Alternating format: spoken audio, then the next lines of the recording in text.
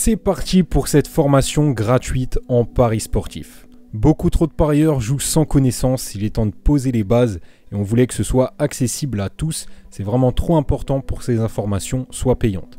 L'idée, c'est de condenser une dizaine d'années d'expérience pour faire gagner un maximum de temps et avoir des résultats. Cette formation se présente en plusieurs parties avec des thèmes. J'ai repris des informations qui étaient éparpillées sur nos différentes vidéos en ajoutant certaines informations. Tout est simplifié un maximum en faisant le plus court possible pour que ça reste agréable à regarder. Dans cette première partie, vous allez découvrir les 3 principes clés à comprendre pour avoir une base solide et faire du bénéfice. D'après la loi, les paris sportifs sont des jeux de hasard. C'est pour cette raison qu'il n'y a pas d'imposition après les gains car ces derniers sont trop dépendants du caractère aléatoire. Il faut comprendre qu'à cause de ces aléas, il est impossible d'attendre des revenus fixes de cette activité. Nous ne sommes pas des salariés et les revenus ne sont jamais prévisibles à l'avance, même pour des joueurs expérimentés. De notre expérience, on pense que l'analyse, c'est 60 à 70% du travail.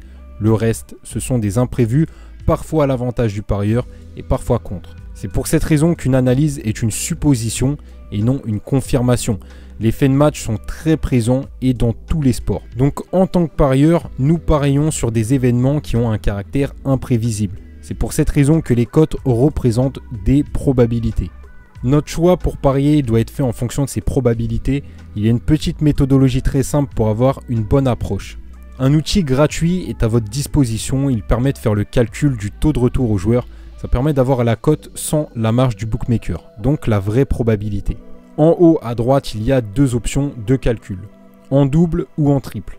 C'est en fonction des sports. S'il y a 2 résultats possibles, comme au tennis, il faut sélectionner l'option double. Si c'est 3 résultats possibles, il faut sélectionner l'option triple. Deuxième étape, il suffit de remplir les cases avec les codes de votre bookmaker et vous avez la probabilité réelle. L'objectif, c'est de comparer cette information à votre analyse de manière objective. Est-ce que j'estime que le pari a plus de chances de passer que cette probabilité? Si c'est le cas, c'est une value bête, donc c'est intéressant. Et dans le cas contraire, il est mieux de ne pas jouer. C'est pour cette raison que parfois il y a des matchs qui ne sont pas intéressants à jouer. Et être un bon parieur, c'est aussi savoir s'abstenir. Alors ce n'est pas obligé d'utiliser cette calculatrice, vous pouvez très bien le faire à l'œil. Mais au moins pour les débutants, ça permet d'avoir une méthodologie et une approche des probabilités qui va être réaliste. L'observation à faire et qui est très intéressante, c'est que les probabilités réelles sont faibles et c'est plutôt réaliste. Donc attention à ne pas surestimer votre comparaison. Par conséquent, c'est très important d'avoir du recul sur les probabilités et de garder à l'esprit que le caractère aléatoire est très présent même si vous êtes un bon parieur. Dans les paris sportifs, il y a toujours des hauts et des bas à cause des éléments imprévisibles comme on vient de le voir, mais aussi parce que personne n'est infaillible. Ces mouvements sur les résultats, c'est de la variance et il est impératif de la prendre en compte avant même de parier. C'est important parce qu'on vient de voir que les cotes ce sont des probabilités et justement vous êtes limité sur vos résultats à cause de ça. Donc en le comprenant, vous agirez sur le long terme. Une petite astuce pour connaître ses limites. Il suffit de diviser 1 par votre cote moyenne et vous avez la probabilité de cette dernière et vous pouvez rajouter 10%, ça vous donne le taux de réussite maximum sur le long terme. Alors ces 10% c'est une moyenne, ils ne sortent pas de nulle part, c'est une observation que j'ai fait sur plusieurs parieurs et sur mes propres résultats.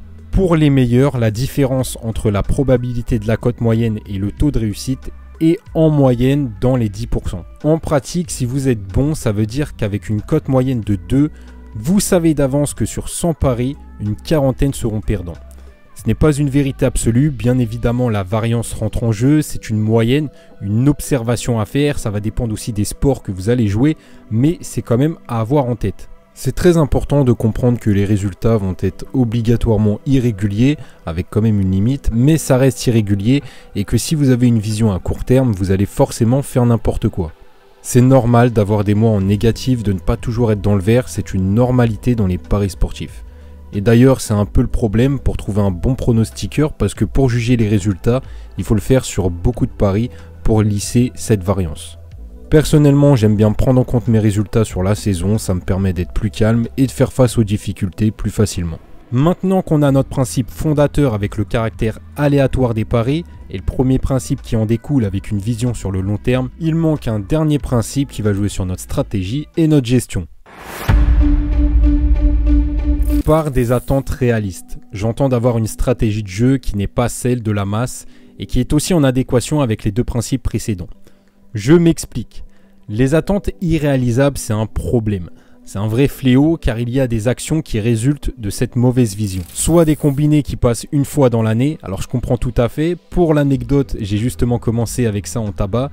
Ma stratégie, c'était de prendre la liste des matchs et je mettais les favoris en combiné. C'est le comportement que les bookmakers attendent de nous, donc il faut absolument faire le contraire si vous voulez être gagnant. Et on peut voir également d'autres comportements inadaptés comme forcer un pari, c'est-à-dire jouer même quand ce n'est pas intéressant, essayer de récupérer des pertes immédiatement, mal miser, etc.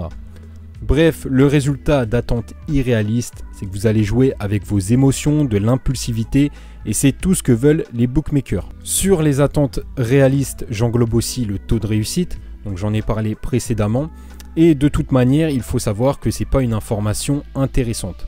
Il faut juger le niveau d'un parieur uniquement sur le retour sur investissement et non sur le taux de réussite qui n'est qu'un fragment du calcul. Donc c'est pas complet. Votre taux de réussite ne définit absolument pas votre bénéfice. Donc ça, il faut faire très attention et ne pas confondre. Pour conclure cette vidéo, maintenant vous avez les 3 bases pour avoir une stratégie adaptée et une bonne gestion. Ces 3 principes très simplistes en vérité, mais c'est très important de le comprendre pour avoir la bonne logique et ne pas faire n'importe quoi. Dans la prochaine vidéo, on va parler de stratégie et on se retrouve bientôt.